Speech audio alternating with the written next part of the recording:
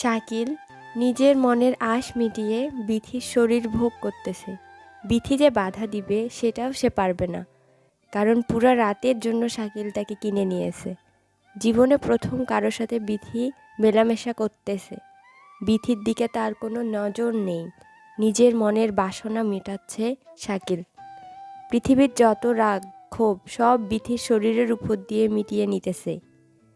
হঠাৎ শাকিল দেখল বিথির চোখের কোণে পানি। এই মেয়ে, এভাবে কাঁদছো কিসের জন্য? তোমার কি কষ্ট হচ্ছে খুব নাকি? যদি তোমার কষ্ট হয় বা সমস্যা হয় তাহলে চলে যেতে পারো তুমি। না না সাহেব, কষ্ট হচ্ছে না। আপনি যা করতেছেন তা করুন না। মরা মানুষের সাথে নিশ্চয়ই শারীরিক সম্পর্ক করা যায় না। আর এভাবে মরা মানুষের মতো থাকলে তো আমি কোনো মজাই পাবো না। তোকে তো আর জোর করে নিয়ে আসি নাই, তাই না? পুরো রাত 20,000 টাকার বিনিময়ে তুই এসেছিস। কই মরা মানুষের মতো আছি আমি? আপনি করেন, দেখবেন সব থেকে বেশি মজা দিব আমি। শাকিল এবার বেথির পরনে সব কাপড় খুলে ফেলে দিল। বেথির শরীরের প্রত্যেকটা জায়গা শাকিল তার ঠোঁট দিয়ে স্পর্শ করলো। বিথিও এবার শাকিলের তালায় তাল মিলালো। টাকার কাছে সে তো আজকে বিক্রি হয়ে গিয়েছে। শাকিল বিথির ঠোঁটে তার ঠোঁট মিলালো। বিথিও রেসপন্স দিতে থাকলো। অবশেষে দুজনের তৃপ্তি মিটে গেল। দুজনে বলল ভুল হবে বলতে হবে একজনের। বিথি কোনো রকম বিছানার চাদরটা নিয়ে বুক পর্যন্ত নিজেকে ঢেকে রাখলো। শাকিল বিথিকে জড়িয়ে ধরে গালে চুমুক বসিয়ে দিতেছে। এমন সময় বিথির মোবাইলে একটা কল আসলো। এই তো মা, আমি ভালো আছি। রাতে খেয়েছি। এত রাতে জেগে জেগে পড়াশোনা করতেছিস? হ্যাঁ মা, কালকের মধ্যে টাকা পাঠিয়ে দেব। বাকি কথা কালকে হবে। এখন রাখি মা। হ্যাঁ হ্যাঁ, সকালেই টাকা দিয়ে দেব। নিজের মায়ের কাছেও মিথ্যা কথা ভালোই তো বলতে পারো। সেটা আপনি বুঝলে এমন হাসি হাসতেন না। হ্যাঁ, পতিতাদের আবার চোখের পানি আবার কত ঢং জানে। হ্যাঁ, আপনাদের চোখে তো মেয়েরা পণ্য, সব ছেলেরা এক। সবাই শুধু দেহ খোঁজে, কেউ আর মনের ভিতরের খবরটা রাখে না। এই যে চুপ করো, বেয়াদবের মতো কথা বলবে না। আর হ্যাঁ, সব ছেলেরা এক মানে কি? সবাই শুধু দেহ খোঁজে, আপনিও তো সেটাই করলেন। তুমি একটা পতিতা, টাকার বিনিময়ে দেহ বিক্রি করতেছো। আর এই আমি টাকা দিয়ে তোমার দেহটাই কিনেছি, তোর দেহ তো চাইবো, তাই না? মুখ সামলে কথা বলবেন, আমাকে পতিতা বলবেন না। পতিতার আবার বড় বড় কথা। এই প্রথম কোনো মেয়ে মানুষ শাকিলের গায়ে হাত তুলল। বিশাল বড়লোক বাবার একমাত্র ছেলে শাকিল, তার গায়ে বিধির মতো একটা মেয়ে হাত তুলেছে। শাকিলের তো মন চাচ্ছে মেয়েটাকে এখানেই মেরে ফেলতে। বিধি যখন বুঝতে পারলো সে ভুল করেছে, আর শাকিলের গাল মুখ চোখ লাল হয়ে গিয়েছে। দেখুন, আমি সরি, আমি ইচ্ছা করে আপনাকে মারতে চাইনি। আসলে আপনি যখন আমাকে পতিতা বললেন। শাকিল এবার নিজের এবং বিধির ইচ্ছার বিরুদ্ধে বিধিকে ভোগ করতেছে। বিথি শাড়ির অনেক জায়গায় ইচ্ছা করে কামড় দিতেছে শাকিল। ব্যথায় চিৎকার করতেও পারতেছে না। বিথি যখন চিৎকার করতে যায় তখন তার চার ঠোঁট এক করে ফেলে। বিথির মুখ দিয়ে শুধু শব্দ বের হয়। গলায় গালে ঠোঁটে বুকে কাঁধে শুধু শাকিলের দাঁতের দাগ। ভোগ করা হলো, ঠাস ঠাস করে থাপ্পড় দেয় বিথির গালে। তোকে সম্মান করে তুমি তুমি করে বলছি, সম্মান দেখিয়ে তোর শরীর ভোগ করছি। তোর জোড়াজুড়িতে তোকে নিয়ে এসেছি আমি। সেই তুই কিনা আমার গালে হাত দিস। এই শহরের সবচেয়ে বড় লোকদের মাঝে আমার বাবা একজন, তার একমাত্র সন্তানের গায়ে তুই হাত দিস? তুই কি পতিতা? পতিতার মতোই থাকবি। দয়া করে আমাকে পতিতা বলবেন না। আমি কোনো পতিতা নই। অভাবে পড়ে আজকেই প্রথম আমি এই লাইনে নেমেছি। মানে কি বলতেছো এসব তুমি? আমি গ্রামের মেয়ে, শহরে পড়াশোনা করি। আমার বাবা নেই, মা ছোট ভাই বোন নিয়ে আমাদের সংসার। বুঝলাম, বাবা নেই, পড়াশোনাও জানো, তাহলে কেন এই পথে তুমি? বাবা মারা যাওয়ার পর আমার চাচারা ফুপুরা আমার বাবার সব সম্পত্তি লিখে নেয়। আমি টিউশন করে সংসার চালাই, ছোট ভাই বোনের পড়াশোনার খরচ বহন করি আর নিজে চলি। হঠাৎ একদিন আমার মায়ের হার্টের সমস্যা হয়, তার চিকিৎসা আমাকে করাতে হয়। তাহলে টিউশন করা বাদ দিয়ে এই পথে কেন নামলে তুমি? আসলে যেখানে করে টিউশন পড়াই তারা সবাই আমার দুর্বলতার সুযোগ নিয়ে ভোগ করতে চায়। তাই বাধ্য হয়ে আজকে এই পথে নেমেছি। কারণ মায়ের ওষুধের টাকা দিতে হবে, ভাই বোনগুলোর ফর্ম ফিল আপের টাকা, আমার ম্যাস্ক ভাড়া, খাওয়া বিল। শাকিল সব কিছু বুঝে গেল আর বিথির শরীরের দিকে তাকিয়ে দেখে তার অত্যাচার করার দাগগুলো। এখন নিজেকে নিজের মারতে মন চাচ্ছে তার। ইস, না জেনে না শুনে কি কি বলছে আর কত কিছুই না করছে সে। শাকিল বিছানা থেকে উঠে স্যাভলন আর তুলা এনে দাগের জায়গাগুলোতে লাগাতে গেল। থাক, আর দরদ দেখাতে হবে না আপনার। আপনি তো আমাকে কিনে নিয়েছেন। আপনার যা মন চায় তাই করুন, আমি বাধা দিব না। যেভাবে মন চায় ঠিক সেইভাবে আমাকে ভোগ করতে পারেন। চুপ করুন, আমাকে আমার কাজ করতে দেন। আমি না জেনে শুনে আপনার শরীরে ক্ষত করেছি, আপনাকে অত্যাচার করেছি, এতটুকু আমি করতেই পারি। আর হ্যাঁ, নিজেই বলছো টাকার কাছে বিক্রি হয়ে আমার কাছে এসেছো। এখন স্যাভলন লাগানো হয়েছে, রাতও এখনও বাকি আছে। আপনি চাইলে আবারও শুরু করতে পারেন। চুপ করুন, আর একটাও কথা বলবেন না। ওই যে ওয়াশরুম, যান গিয়ে ফ্রেশ হয়ে আসুন। আমার টাকার খুব প্রয়োজন। দয়া করে এভাবে আমাকে রাতেই বের করে দিবেন না। আমি আর কোনো কথা বলবো না। আপনি যা যা বলবেন তাই করব। আপনার যত ইচ্ছে হয় আমাকে ভোগ করব। এত কথা না বলে দয়া করে উঠে ফ্রেশ হয়ে আসেন। রাগের বশে অনেক বলছি, তুমি করে বলছি, তুই করে বলছি, আপনি করে বলছি। আগে ফ্রেশ হয়ে আসেন, তারপর বাকি কথা হবে। বিথি আর না করলো না। বিছানার চাদরটা গায়ে জড়িয়ে বিছানা থেকে উঠে মেঝেতে থাকা জামা কাপড় নিয়ে ওয়াশরুমের ভিতরে গেল। বিছানার রক্তের দাগ লেগে আছে। শাকিল বুঝলো জীবনের প্রথম সে আজকে সম্পর্ক করেছে। নিজের প্রতি শাকিলের ঘৃণা হচ্ছে। জীবনে কারোর সাথে প্রেম পর্যন্ত করেনি সে। আজ কিনা করবেই না বা কেন? কারণ আজকে সে মহিলা যে তার বাবার সাথে মহিলা বললে ভুল হবে, সেটা হলো শাকিলের বাবার দ্বিতীয় স্ত্রী। এর মাঝে ফ্রেশ হয়ে খুঁড়িয়ে খুঁড়িয়ে রুমে ঢুকলো বিথি। শাকিল বিথিকে সোফায় বসালো। আমাকে দেখে হয়তো বা রাগী, খারাপ, চরিত্রহীন মনে হচ্ছে, কিন্তু এর কোনোটাই আমি নই। জীবনে বাবা মায়ের ভালোবাসা পাইনি তো, তার কারণে ছোট থাকতে মা মারা যায়, বাবা দ্বিতীয়বার বিয়ে করেন। তখন থেকে বাসায় কাজের লোকের হাতে আমি মানুষ হই। ওই মহিলার কারণে মেয়েদেরকে নিয়ে আমার সব সময় ভুল ধারণা ছিল। তাই তো কখনো প্রেম ভালোবাসা করিনি, কোনো মেয়ে বান্ধবী করিনি। আর আমার জীবনের প্রথম নারী তুমি। তোমার সাথেই প্রথম মেলামেশা আমার। তোমাকে প্রথম থেকেই কেন জানি আমার মনের ভিতর তোলপাড় শুরু করে গিয়েছিল। বুঝেছি আমি। আমাকে আর বলতে হবে না। এখন আমাকে কি করতে হবে সেটা বলেন। দেখো, আমাকে ভুল বুঝো না, খারাপ মনে করো না। আমি কখনো কারোর সঙ্গে পাইনি, জীবনও কোনো, সেটাও জানি না। বাবা সব সময় কোটি কোটি টাকা দিত নিজের চাহিদাগুলো যাতে পূরণ করতে পারি। আর কোনো কিছু শুনতে চাই না। আপনার যদি মন চায় আবারও ভোগ করতে পারেন। চুপ করো, তুমি এত কথা বলো কেন? বিথি ভয় পেয়ে গেল, বিছানায় উঠতে পারলো না। কিন্তু দেখতে পেল পিছনে রক্তের দাগ। কিছুটা লজ্জা পেয়ে আবারও সোফায় যেয়ে বসলো সে। রাতে তো মনে হয় না কোনো খাওয়া করো নাই। একটু ওয়েট করো, আমি খাবার নিয়ে আসতেছি। না না, এসবের আর দরকার নেই। এখন থেকে পুরো রাত তুমি আমার, সুতরাং তোমার কোনো কথা শোনার ইচ্ছা আমার নেই। কিছুক্ষণ কি হয়েছিল আর বিথি বা কি করে আসলো, চলুন জেনে নেই। শাকিলের বাবা মা তারা যেখানে থাকে সেখানে শাকিল তার বাবার সাথে দেখা করতে গিয়েছিল, কিন্তু গিয়ে দেখে তারা একসাথে মদ খাচ্ছে আর ড্রিঙ্কস নাচ করতেছে। আসলে শাকিল ওর সৎ মাকে একটু সহ্য করতে পারে না, তাই তো রাগে জেদে খুব জোরে গাড়ি চালিয়ে আসতেছিল গভীর রাতে। শাকিল নিজেই গাড়ি ড্রাইভ করে যাচ্ছে, হঠাৎ রাস্তার পাশে একটা মেয়ে হাত তুললো। শাকিল মনে করেছিল হয়তো মেয়েটা বিপদে পড়ছে, তাই মনে হয় লিফট চাচ্ছে। শাকিল মেয়েটার কাছে এসে গাড়ি দাঁড় করালো। মেয়েটা তার কাছে এসে বলল, এই যে সাহেব, যাবেন নাকি? 1 ঘন্টা 1500 টাকা আর পুরা রাত 10,000 টাকা। মেয়েটা বোরকা পরে আছে, তাই তাকে চেনা যাচ্ছে না। না না না, ওসবের দরকার নেই আমার, আপনি বরং অন্য কাউকে দেখুন। আচ্ছা ঠিক আছে সাহেব, আপনি বরং কম করে দিয়েন। আমি ওসব করি? আ- আ- আপনি এত? আপনি আমাকে কম করে দিয়েন। আজকে আমার টাকার খুব সমস্যা। 1 ঘন্টায় 800 টাকা দিলেই হবে। পুরো রাত আপনাকে লাগবে আমার, বিনিময়ে 20,000 টাকা দেব। তবে শর্ত হলো আমার সাথে আমার বাসায় যেতে হবে। বাসায় যেতে পারবো না।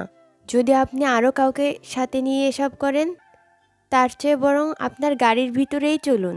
বাসায় কাজের লোক ছাড়া আর কেউ নেই। যদি বিশ্বাস থাকে তাহলে আসতে পারো আমার সাথে, আর যদি বিশ্বাস না থাকে যেতে পারো, আমিও চাই। আরে দাঁড়ান দাঁড়ান, সত্যি আপনি এক রাতের জন্য 20,000 টাকা দিবেন? আর আপনার বাসায় কোনো সমস্যা হবে না তো? বিশ্বাস করে গাড়িতে উঠে পড়ুন, যদি আপনার সমস্যা মনে হয় তখন চলে আসবেন। এরপরের ঘটনা তো সব দেখলেন শুনলেন। শাকিল একটা প্লেটে ভাত তরকারি নিয়ে এসে দিল, তারপর একটা জগে পানি আনলো আর একটা গ্লাস এনে নিল। সত্যি বলতে সকাল থেকে টাকার টেনশনে বিথি কিছুই খেতে পারেনি। শাকিল দেওয়া মাত্র বিথি লজ্জাশরম ভুলে গিয়ে খেতে লাগলো। শাকিলও অপলক দৃষ্টিতে বিথির দিকে দেখতে লাগলো। খাওয়া শেষ হওয়া মাত্র বিথি লক্ষ্য করলো শাকিল তার দিকে চেয়ে আছে। আসলে আমি সরি, সত্যি বলতে সকাল থেকে পেটে কিছুই পড়েনি, তাই খাবার দেখে আর থাকতে পারি নাই। এতে লজ্জা পাওয়া বা ভয় পাওয়ার কি আছে? আমি আগেই বুঝছি তুমি কিছুই খাওনি। আচ্ছা, এবার বলো তো ঠিক কত টাকা লাগবে তোমার? টাকা তো অনেক লাগে। আপনি যেহেতু 20,000 টাকা দিবেন, এতে হয়ে যাবে। বাকিটা আমি ম্যানেজ করে নিতে পারবো। আবারও অন্য পুরুষের কাছে যাবে টাকার জন্য, তাই তো? না না, এমনটা আর করব না। এই পেশাটা খুব খারাপ আর খুব কষ্ট হয় এগুলো করতে। আমি আর কখনো এসব করব না। তবে যদি আবারও বিপদে পড়ি, তবে হয়তো। তার মানে তুমি আবারও এসব করে বেড়াবে? তুমি পড়াশুনো করো, একটা চাকরি করলেই তো পারো। আমাকে কে বা চাকরি দিবে? আর আমার নিজের তো পড়াশোনা শেষ হয়নি। তবে আমি আমার বান্ধবীদের বলেছি আবারও কয়েকটা টিউশনের ব্যবস্থা করে দিতে। যদি আবারও সেখানে তোমার শরীরের উপর তারা নজর দেয়? না না, এবার আর ওরকম হবে না। আমি বলে দিয়েছি তাদেরকে। আচ্ছা, আমি বাবাকে বলে আমাদের অফিসে একটা চাকরির ব্যবস্থা করে দেব। আমি নিজের যোগ্যতায় চাকরি পেতে চাই, আর সেটা নিজের পড়াশোনা শেষে। ততদিন যেমন করে হোক সব সামলে নিব আমি। আমাকে আর দয়া দেখাবেন না আপনি। শাকিল বুঝে গেছে বিথি তার কথা শুনবে না। শাকিল প্লেট জগ গ্লাস আবারও আগের জায়গা মানে রান্নাঘরে রেখে আসলো। শাকিল জানে হয়তোবা বিথি তাকে বিশ্বাস করতেছে না, আর বিশ্বাস বা করবে কি করে যে অত্যাচারটা সে আজকে বিথির সাথে করেছে। এতে বিথি কোনো ঘরের বউ বিশ্বাস করবে না কেউ। এবার একটু কাপড়গুলো খোলো তো দেখি তুমি। জানি তো, যতই মুখে না না করেন না কেন, ঠিকই আবারও আমার সাথে করতে যাচ্ছেন। আচ্ছা, সমস্যা নেই, এই যে সব খুলে ফেললাম। এবার বিছানায় শুয়ে পড়ো দেখি। বলতে হবে না, টাকা দিয়ে কিনেছেন, আপনাকে তো খুশি রাখা আমার দায়িত্ব। শাকিল আর কোনো কিছু না বলে পকেট থেকে একটা ক্রিম বের করে ক্ষত জায়গায় লাগিয়ে দিতে লাগলো। শাকিলের এমন অবাক করা ঘটনা আসমান থেকে পড়ল বিথি। সে ভাবলো কি আর শাকিল করতেছে কি। শাকিল যেখানে যেখানে দাঁতের কামড় বসিয়েছিল সেখানে সেখানে ভালো করে ক্রিম লাগিয়ে দিল। শাকিলের এমন কাহিনীতে বিথি তো অবাকের উপর অবাক হয়ে যাচ্ছে। প্রথমে এনে মনের মতো ভোগ, এবার উঠে সব পোশাক পরে নাও, আর হ্যাঁ, ওই যে টেবিলের উপর পানি আর পেনকিলার আছে, খেয়ে নাও। আমি সোফায় শুয়ে পড়লাম, তুমি পেনকিলার খেয়ে শুয়ে পড়ো। শাকিলের এমন কাহিনীতে ব্যথিত অবাকের উপর অবাক হয়ে যাচ্ছে। প্রথমে এনে মনের মতো ভোগ করতে লাগলো, তারপর গায়ে হাত তুললো, আবার ভোগ করলো, খাবার এনে খাওয়াইলো, কত জায়গায় ক্রিম লাগিয়ে দিল, তারপর আবার পেনকিলার খেতে বলতেছে। এসব কি সে নিজেও সোফায় ঘুমিয়ে গেল। বিথি আর কোনো কিছু ভাবতে পারলো না। টেবিল থেকে পেনকিলার নিয়ে খেয়ে বিছানায় শুয়ে পড়লো। সকালে কাজের লোকের ডাকে ঘুম ভেঙে গেল দুজনের। শাকিল ওয়াশরুমে ঢুকে গিয়ে আগে ফ্রেশ হয়ে আসলো, পরে বিথি গেল। দুজনে একসাথে রুম থেকে বের হয়ে আসলো। কাজের লোকগুলো তো শাকিলের সাথে বিথিকে দেখে অবাক, আর বিথি পুরো বাসার ভিতর দেখে অবাক। রাতে তো অন্ধকার ছিল, লাইট বন্ধ ছিল, কিছুই দেখতে পায়নি সে। এত বড় বাসায় এই চারজন কাজের লোকের আর শাকিল থাকে। এমন সময় কাজের লোক রহিম আর মাজেদা। শাকিল, বাবা একটা কথা জিজ্ঞেস করি, রাগ করবে না? আরে চাচা, রাগ করব কেন? জিজ্ঞেস করবে, করো। তোমার সাথে তো কোনোদিন কোনো মেয়ে দেখি নাই, আজকে তোমার সাথে এই মেয়েটা কে? এ তো হলো আমার বন্ধু, গতকাল পরিচয় হয়েছে। কিন্তু বাবা, তোমার সাথে তোমার রুমে কি করছিল? ও, অনেক রাত হয়েছে তো এসেছে। এসে দেখে সবাই ঘুমিয়ে গিয়েছে, তাই আর কাউকে ডাকি নাই। পরে রাতে আমি ওকে খেতে দিয়েছিলাম। রান্নাঘরে দেখো, নাই, প্লেট প্লেট পড়ে আছে। ভারী মিষ্টি মেয়ে তো। তা মা, তোমার নাম কি? জি, আমার নাম বিথি। বাহ, নামের সাথে চেহারার কত সুন্দর মিল। শাকিল বাবা, নাস্তা রেডি করেছি, এবার খেতে বসো তোমরা। ছোট থেকে এই রহিম চাচা আর মাজেদা চাচির কাছে মানুষ হয়েছি। যখন আমার বয়স 8 বছর, তখন মা মারা যায়। আর তখন থেকে রহিমা চাচা আর মাজেদা চাচি নিজের সন্তানের মতো করে বড় করেছে আমাকে। আর এরা দুজন আমাদের বাসায় 5 বছর হলো আসার। একজন ড্রাইভার আর একজন রহিম চাচা আর মাজেদা চাচিকে কাজে সাহায্য করে। ও আচ্ছা। খাওয়া শেষ করে সবার থেকে বিথি বিদায় নিল। গত রাতের মতো শাকিল গাড়ি চালাতে থাকলো আর বিথি তার পাশে বসলো। বিথি বাহিরে গিয়ে তাকিয়ে আছে। তার মনে অজানা একটা ভয় কাজ করতেছে। এই ভয়ের কারণটা তার একমাত্র বিথি ভালো করে জানে। বিথি একটা জায়গায় গাড়ি থামাতে বলল, আমাকে এখানে নামিয়ে দেন। তাহলে এখানে এই দিকে থাকো তুমি? হ্যাঁ হ্যাঁ, এখানেই পাশে থাকি আমি। এই যে তোমার 20,000 টাকা এখানে আছে, গুনে দেখতে পারো তুমি। তার দরকার হবে না। তোমার যদি কখনো কোনো সমস্যা হয়, এই যে আমার কার্ড দিলাম। আর আমি মাঝে মাঝে এখানে তোমার সাথে দেখা করতে আসব। তোমাকে আমার সাথে কিছু কথা বলার আছে। আচ্ছা ঠিক আছে, এবার তাহলে আমি যাই। আপনাকে অসংখ্য ধন্যবাদ, অনেক উপকার করেছেন আমার। শাকিলকে আর কোনো বলতে না দিয়ে গাড়ি থেকে নেমে একটু খুঁড়িয়ে খুঁড়িয়ে হেঁটে গলির রাস্তার ভিতরে ঢুকে লুকিয়ে গেল বিথি। বিথিকে বিথিকে যতক্ষণ দেখা যাচ্ছে ততক্ষণ গাড়ি থেকে শাকিল দেখে যাচ্ছে। যখন আর দেখা গেল না, তখন বিথি গলি থেকে বের হয়ে একটা দোকানে গিয়ে বাড়িতে টাকা পাঠিয়ে দিল। বিথির মনের প্রচুর ভয় করতেছে। তবুও বিথি কোনো রকম একটা গাড়ি করে তার মেসে গেল। গিয়ে তার বান্ধবী পলির মুখোমুখি হলো। কি রে, কালকে থেকে তোর কোনো খোঁজ খবর নাই। আর তোর ফোন বন্ধ কেন? কই ছিলি তুই? এই তো বাড়িতে গিয়েছিলাম টাকা দেওয়ার জন্য, আর ফোনে চার্জ ছিল না, তাই ফোন বন্ধ। কিন্তু তুই টাকা কোথায় পেলি? টাকার জন্য তো তুই সবখানে গিয়েছিলি। আরে, আমার চাচাতো বোনের স্বামীর কাছ থেকে ধার নিয়েছি, তাই ভাবলাম অনেক দিন বাড়ি যাই না, তাই টাকা পেয়ে বাড়িতেই গেলাম। অসুস্থ মা আর ভাই বোনকে দেখে আসলাম। সেটা আমাকে তো বলে যেতে পারতি। জানিস, রুশাদ ভাই কতবার যে ফোন করে তোর কথা জিজ্ঞেস করলো। আর জানিস না সে কি রাগ, তোকে নাকি কত জায়গায় খুঁজেছে। আসলে টাকার টেনশনে মনে ছিল না, আমি পরে কথা বলে নেব। আর তোকে ফোন করলে বলিস বাড়িতে গিয়েছিলাম আর টাকার ব্যবস্থা হয়ে গেছে। আমি একটু ঘুমাবো, আমার ঘুম ধরছে অনেক, আর অনেক ধকল গেছে শরীরের উপর দিয়ে। ধকল গেছে মানে? ঠিক বুঝলাম না। তুই সত্যি বলছিস তো তুই বাড়িতে গিয়েছিলি? আরে বাবা, সত্যি বলছি, জার্নি করেছি, সেটা কি ধকল নয়? এখন ঘুমাই রে, পরে কথা বলবো। আর হ্যাঁ, এই যে মেস ভাড়ার টাকা আর খাওয়ার টাকা। বিথি ঘুমিয়ে পড়ল, কিন্তু তার মাথায় এখনো রুশরাদের চিন্তা। এমন শরীর নিয়ে গেলে ধরা পড়ে যাবে সে। রুমে তো বোরকা পড়েই আছে, এখনো পোলিও দেখতে পারে নাই।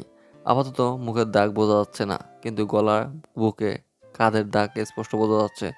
যাই হোক, বড় জামা, বোরকা, ওড়না পরলে বুঝতে পারবে না। শাকিল বাসায় চলে গেল। তার মাথাটা ধরছে রাতে, তারপরও ঘুম হয় নাই। বাসায় ঢোকা মাত্র রহিম আর মালদা শাকিলকে ডাক দিল। শাকিল, বাবা মেয়েটাকে পৌঁছে দিয়ে এসেছো তুমি? হ্যাঁ চাচা, পৌঁছে দিয়েছি। কেন, কিছু বলবে চাচা? না মানে বাবা, তোমার চাচা আর আমি একটা চিন্তা করেছি, তাই তোমাকে একটু বলতে চাই। একটু এখানে বসো। হ্যাঁ, বসলাম, বলো কি চিন্তা করছো তোমরা দুজনে? না মানে বাবা, তুমিও তো বড় হয়ে গেছো, বাবার ব্যবসা বাণিজ্য দেখাশোনা করো, তাই তোমার চাচি বলতেছিল এবার যদি তুমি বিয়েটা করে নিতে। তা চাচা, হঠাৎ বিয়ের কথা কেন উঠলো সেটাও তো বুঝলাম না আমি। আসলে চাচা, একদিনের পরিচয় ঠিকানাও জানি না, আগে ভালো করে পরিচয় হয়ে নেই। সত্যি বলতে ওকে প্রথম দেখেই ভালোবেসে ফেলেছি আমি, কিন্তু আমি সাহস করে বলতে পারি নাই তাকে ভালোবাসি। না না শাকিল বাবা, কিছুই হবে না আর তোমার। আল্লাহ তোমাকে মা বাবার ভালোবাসা দেয়নি তো কি হয়েছে? বিতি তোমাকে সবচেয়ে বেশি ভালোবাসা দেবে। তোমার আর কিছু হবে না, তুমি সবার মতো হাসি খুশি থাকবে সব সময়। বাবা মায়ের ভালোবাসা তো তোমরা দুজন আমাকে দিয়েছো, কত বড় লোকের সন্তান, টাকা পয়সা নেশায় নষ্ট হয়ে গেছে, নেশা করে জুয়া খেলে, নারী কেলেঙ্কারি, মারামারি, রাজনীতি সব করে। আর তোমরা ঠিক তার উল্টোটা বানিয়েছো আমাকে, কত কিছু ভালো ভালো শিক্ষা দিয়েছো। আমরা চাই না যে অন্য বড় লোকের সন্তানের মতো তুমি খারাপ হও। মানুষকে সম্মান করবে না, গরিবকে দাম দিবে না, মারামারি করবে, খারাপ কাজ করবে, এসব আমরা চাই না। আমরা সবসময় তোমাকে হাসি খুশি দেখতে চাই, সবসময় ভালো থাকো, সেটাই আমরা চাই। তোমার মা যদি বস্তি থেকে এখানে নিয়ে না আসতো তাহলে তিলে তিলে আমরা স্বামী স্ত্রী মরে যেতাম। তোমার মাকে কথা দিয়েছি, শাকিল বাবা যতদিন বেঁচে থাকবো তোমাকে হাসি খুশি রাখবো আর তোমাকে ভালোবাসা দিয়ে লালন পালন করে বড় করব। সব জানি চাচি, আমাকে আবার নতুন করে বলতে হবে না। আচ্ছা, আমি এখন রুমে গিয়ে ঘুমাবো, আমাকে আপাতত কেউ ডেকো না। শাকিল নিজের রুমে ঘুমাতে গেল। রহিম আর মাজেদা খুব খুশি, কারণ এর আগে যতবার বিয়ের কথা বলা হয়েছে শাকিল ততবার রাগ না হয় মানা করতেছে। 3 দিন থেকে বিথি রুম থেকে বের হয় না। রুশাদের সাথে যা ফোনে টুকটাক কথা বলতেছে। আজকে সে রুশাদের সাথে ভার্সিটিতে দেখা করবে। আর শাকিল আজ 4 দিন থেকে এই জায়গায় এসে বিথিকে খুঁজে, কিন্তু সে বিথি দেখা পায় না। সকাল থেকে রাত পর্যন্ত অপেক্ষা করে, কিন্তু বিথিকে সে পায় না। বিথি ভার্সিটিতে এসে ক্লাস শেষ করে রুশাদের কাছে যায়। রুশাদের মনটা খারাপ হয়ে আছে, সে বুঝতে পেরে বিথি রুশাদের সামনে কানে ধরলো। এই যে কানে ধরেছি, এমন ভুল আর করবো না। তুমি এবার মন খারাপ করে থেকো না, একটু হাসো। তুমি কি বুঝবে, তুমি কি জানবে কতটা টেনশনে ছিলাম। একটা দিন, একটা রাত, একটা বার তো জানাতে পারতে, গ্রামে গিয়েছিলে তুমি। আসলে টাকার টেনশনে এমনটা হয়ে গেছে, তাই আমি জানাতে ভুলে গিয়েছিলাম। তোমাকে কতটা ভালোবাসি সেটা জানো তুমি, তোমার জন্য কতটা চিন্তা হয় জানো তুমি। এক মুহূর্তের জন্য মনে হয়েছিল এই বুঝি হারিয়ে ফেললাম তোমাকে। আমিও যে তোমাকে খুব ভালোবাসি, আমি তোমাকে চিন্তায় রাখতে চাইনি, আর টেনশনে সব ভুলেছিলাম। আমি তো সেদিনই টাকার ব্যবস্থা করে ফেলেছিলাম, তোমাকে এত ফোন দিয়েছি, যদি ফোনটা আমার ধরতে। বিথি হঠাৎ করে শাকিলের সাথে টাকার বিনিময়ে রাত কাটানোর কথা মনে পড়ে গেল। কেন সে নাম্বারটা বদ্ধ করে রেখেছিল? নাম্বারটা খোলা থাকলে হয়তো সেদিন রাতে তার দেহ বিক্রি করা লাগতো না। সে কি রুশাদকে ভালোবাসা বোঝে নাই? রুশাদকে কি সে ঠকাইছে? কি হলো, আবার কি ভাবতেছো, কথা বলতেছো না কেন? কই কিছু না তো, আমি তো টাকা পেয়েছিলাম, তাই আর তোমাকে চাপ দিতে চাইনি। এবার অন্তত হাসো একটাবার লক্ষ্মীটি। হাসলাম, অনেকদিন পর তোমাকে কাছে পেয়েছি, আজকে আর ছাড়বো না। আজকে দুজনে একটু ঘুরবো, তোমার কোলে মাথা রেখে মনের কথাগুলো বলবো, তারপর তুমি ম্যাচে, আমি বাসায় যাব। কিন্তু আজকে যে আমার নতুন ছাত্রীকে পড়ানোর কথা আছে। ফোন করে বলে দাও যেতে পারবে না, আজকে কালকে থেকে পড়াবে প্লিজ। আচ্ছা ঠিক আছে, চলো, তবে সন্ধ্যার আগেই কিন্তু চলে আসবো। বিথি ফোন করে জানিয়ে দিল সে আজকে পড়াতে যাবে না, কালকে থেকে সে পড়াতে যাবে। বিথি রুশাদ সহ রিক্সা করে একটা নদীর ধারে গেল। নদীর ধারে কত কাশফুল ফুটেছে। দুজনে হাত ধরে নদীর সাইডে দিয়ে হেঁটে যাচ্ছে। একটু বাসার জায়গায় গিয়ে বসলো। রুশাদ বিথির কোলে মাথা রেখে শুয়ে পড়লো। জানো, তোমাকে কিন্তু আজকে সত্যি সেই সুন্দর লাগতেছে, একেবারে আসমানের পরীর মতো লাগতেছে। আমি আসমানের পরী নই, আমি জমিনে থাকা মানুষ, আর এই মানুষটা এই রুশাদকে ভালোবাসে। মাঝে মাঝে মনে হয় তোমাকে বুকের মাঝে রেখে দে, যাতে তুমি বের হতে না পারো। এবার বলো, কবে তুমি তোমার বাবার সাথে নিজেদের কোম্পানি সামলাবা? এই তো পড়াশোনাটা শেষ হলেই লেগে পড়বো বাবার সাথে, তারপর তোমাকে ঘরে বউ বানাবো। জি মিস্টার, আগে ছোট ভাই বোনগুলোর ব্যবস্থা করব, তারপর বিয়ে। আরে বাবা, তোমাকে বিয়ের পর তোমার পরিবারের সবার দায়িত্ব আমি নেব, এত চাপ নাও কেন তুমি? না রুশাদ, সেটা হয় না। আমি নিজের পায়ে দাঁড়াবো আগে, তারপর বিয়ে করব তোমাকে। এই তোমার জেটটা কিন্তু ভালো লাগে না, সেদিন আমি টাকা দিতে চাইলাম, নিলে না। তোমার পড়াশোনা খরচ বহন করতে চাই, তাও মানো। যদি তোমার মায়ের ওষুধ বা তোমার ভাই বোনের পড়াশোনা খরচ বহন করতে চাই, সেটাও মানো না। আমি কষ্ট করে করে নিজের পায়ে দাঁড়াতে চাই। আমি চাই না আমার কারণে তোমার পরিবারের কাছে তুমি আগেই ছোট হও, কিংবা বিয়ের পর তোমার পরিবারের মানুষকে। তোমার কষ্ট আমার যে সহ্য হয় না, আমি চাই তুমি সবসময় ভালো থাকো। আমি তোমার ভালোবাসার মানুষ হয়ে কি এতটুকু করতে পারি না? তুমি আমার ভালোবাসার মানুষ, তোমাকে আমার পাশে চাই, কিন্তু অমন করে সাহায্য করে তা চাই না, তাতে মনোবল নষ্ট হয়ে যাবে আমার। এমনি করে আমার পাশে থেকো আর আমাকে সাপোর্ট করো, এর চেয়ে বেশি চাই না। বিথি আর রুশাদ সেখানে আরও সময় কাটালো। বিথিও চায় না রুশাদের মন খারাপ করে থাকুক। এমনিতেই রুশাদকে সে কয়েকদিন থেকে সময় দিতে পারেনি। দুজনের সন্ধ্যা নামার আগেই চলে গেল। শাকিল আজকেও বিথির অপেক্ষায় আছে, কিন্তু তাকে পেল না। তাই সে সেখানে থাকা কিছু অস্থায়ী লোককে বিথির কথা জিজ্ঞেস করলো। সবাই বলে এই নামে কেউ এখানে থাকে না। শাকিল মন খারাপ করে বাসায় রওনা হয়, বাসায় চলে আসে। তার মানে বিথি শাকিলকে মিথ্যা বলেছে। কি শাকিল বাবা, এমন রাগ হয়ে আছো কেন তুমি? তোমার কি কোনো কিছুতে সমস্যা হয়েছে নাকি? তোমার বাবা কোনো কিছু বলেছে? না চাচি, তেমন কিছু না। বিথি কোনো খোঁজখবর পাচ্ছি না। সে যে ঠিকানায় নেমেছিল আজ কয়েকদিন থেকে সেখানে যাচ্ছি, কিন্তু পাচ্ছি না। আজ পাওনি কালকে পেয়ে যাবে, এতে রাগ করার কি আছে? রাগ করব না, সেখানে সে থাকে না। ওখানকার মানুষকে তার কথা জিজ্ঞেস করলাম, তারা বলে বিথি নামে এখানে কেউ থাকে না। এমনও তো হতে পারে তার নাম বিথি নয়, আর সে তোমার সামনে আসতে চায় না। শাকিল মনে মনে ভাবতেছে চাচির কথা তো ঠিক হতে পারে, কারণ সে বিথির সাথে যা করেছে, আর বিথি তো ওরকম খারাপ মেয়ে না। হয়তো শাকিলকে দেখে তার কাছে আসতে চাচ্ছে না, কিংবা দেখা দিচ্ছে না। হয়তো বা বিথি সেদিন রাতে সব কিছু ভুলে থাকতে চায়, তার জন্য হয়তো সামনে আসে না। মাজেদা চাচিকে ধন্যবাদ দিয়ে নিজের রুমে চলে আসলো শাকিল।